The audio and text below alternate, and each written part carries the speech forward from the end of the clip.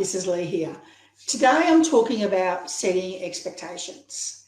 You know, those important conversations when perhaps you have a new team member coming on board, or when you're working with contractors or your suppliers or your clients, having the expectations spoken is actually crucial. That will lead you towards your success. Now, having this is just one difficult conversation, and I was thinking about this overnight because I have recently brought on a brand new coach, and I had my first session the other day because I believe in the power of coaching. So I always have a coach along with being coached as well. And my expectations weren't met on my first session. I expected more than what I received. Now, I had two choices now. I could either just see what happens and see if the sessions improve, or I could have a conversation. I can have a real conversation and I can set my expectations as well.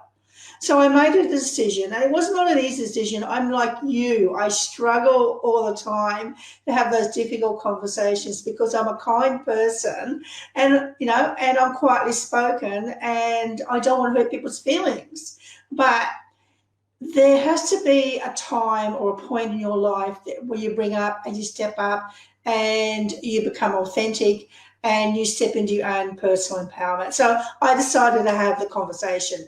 So I took my time. I wrote out a very, very good email.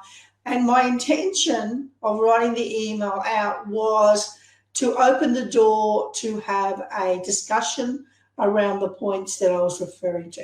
So my intention was not to blame. My intention was not to accuse. My intention was to have a deeper, real conversation about what is happening.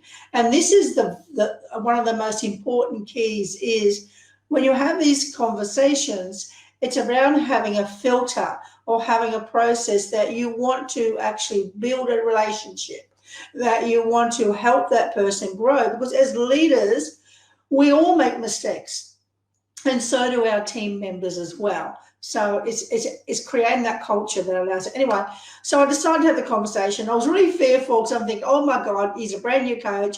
I've got high expectations because I deliver a high level to my clients. So I have very high expectations as well.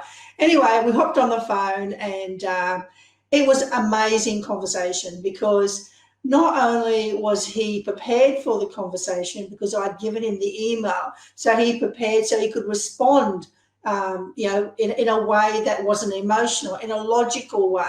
So he was able to respond to my request. And we end up having a 3-hour conversation around my expectations, setting it out, getting everything that I wanted. Now, if I did not have that conversation, then, and I waited and nothing changed because I didn't speak up and say what I wanted, what would have happened is I would have started to develop emotions. I would have suppressed my feelings. And every time I had a session, I would be thinking in the back of my mind, I'm not getting what I want, but I'm not actually asking for what I want either. So this is something to really think about. It's setting the expectation and not to be afraid of having those conversations. But you know what? When you have those conversations, you feel so good afterwards. You feel so empowered because you've been listened to. Someone's spoken to you. Now, I'm not always going to say the conversations are always going to go your way in your favor, but it's the ability that no one can stop you. Absolutely nobody can stop you from having a voice and stepping up and having that conversation. So what I want to leave with you today is, firstly, when you have to have a difficult conversation, it's very important first to actually set the intention. So what's the reason why you want to have that important conversation? Remembering we're not wanting to blame, we're not wanting to accuse, and we're not wanting to obviously sever the relationship, especially if it's a relationship that's ongoing. The second thing is, once you do that, then it's very important to actually make sure you have that conversation. And you have that conversation as quickly as you can, because the faster you have the conversation, the less emotional buildup is going to be. Because when we don't express ourselves in a logical manner, and we allow our emotions to take over. And I'm talking about emotions of feeling grief, emotions of feeling sadness, because I can speak with emotion right now, but I can speak with emotion around passion and excitement as well. So it's about what emotions you use to deliver your message. So it's about delivering and being a leader and being empowered.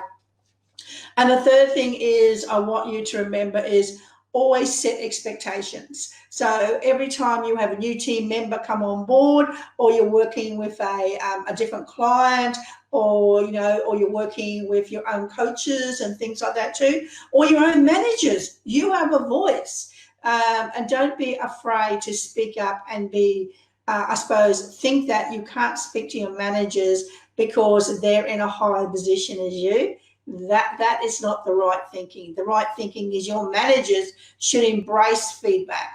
They should want to have that feedback so they know how to lead you much easier. I know me as a community member, when I'm able to help and understand my community because they communicate with me, it's so much easier. I don't have to guess anymore. Talk to you again very soon. Take care. Bye. Thanks for watching the video. Please hit the subscribe button below. Hit that button. Follow me. Also, I have a Facebook group as well. You can jump in there and grab some resources as well. I look forward to connecting. Love to chat. Love to have conversations. Comment below. Let's create a conversation. Looking forward to seeing you in the next video. Take care. Bye.